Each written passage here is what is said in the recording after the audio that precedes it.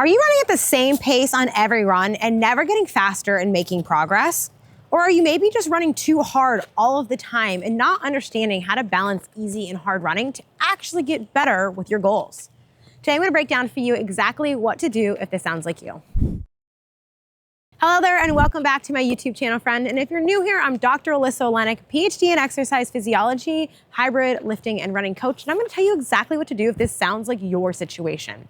What we see with so many newer runners is that once you get past the beginner stage and you're actually more comfortable or confident or more consistently running, you realize I'm running at the same pace all of the time and I'm not getting faster and feeling frustrated because you're not making any progress in your running training. But what you might be also doing, or if you're the second scenario person who feels like you're running the same pace all the time, but you don't know how to balance easy and hard running, is you're not polarizing or balancing out the easy and hard days, or you're running everything in something known as the gray zone or zone 3. Now, I believe in justice for zone 3, and it's not always bad, but we want to use it strategically like we want to do all of our zones.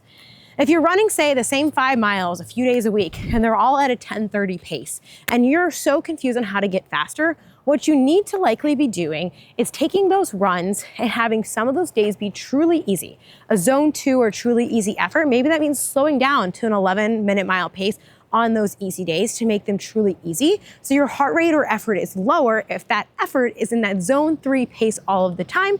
Or what you need to be doing, if those are all truly easy days for you, is adding in some speed or higher quality sessions to your week to polarize or contrast those easy paces with hard paces and start moving the needle forward.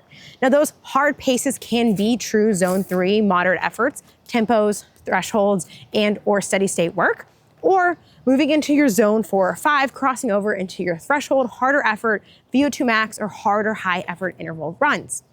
Now, I'm going to link here for you my speed work video that talks to you about how to start adding speed work to your training program and getting started so you can learn how to adapt and add that to your training program. That will also walk you through how to start as a beginner adding in speed work versus someone who's maybe has some experience in it and can jump into a little bit more so you don't overdo it and get injured or do too much too fast too soon. But for many of you, you just don't have contrast in your training. You're not balancing the hard and the easy days, so you're not getting a variety of stimulus in your running efforts, and therefore you're staying stagnant.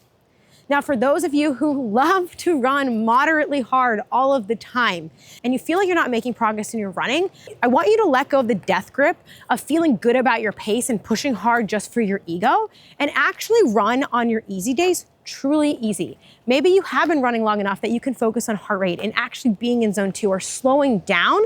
So that way when you do your harder days, your tempo days or your speed work days, you have the recovery and ability to actually push those hard. You're making contrast or polarizing your training.